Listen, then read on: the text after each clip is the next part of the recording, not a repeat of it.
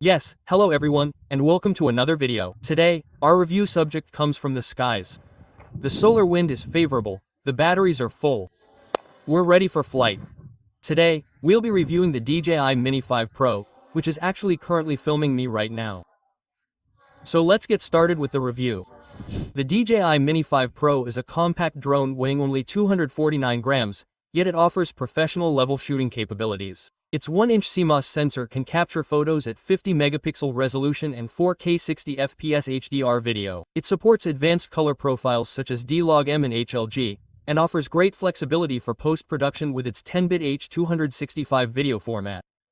The ISO value can go up to 12,800 in normal mode and 3,200 in log modes, ensuring clear and detailed images even in low light.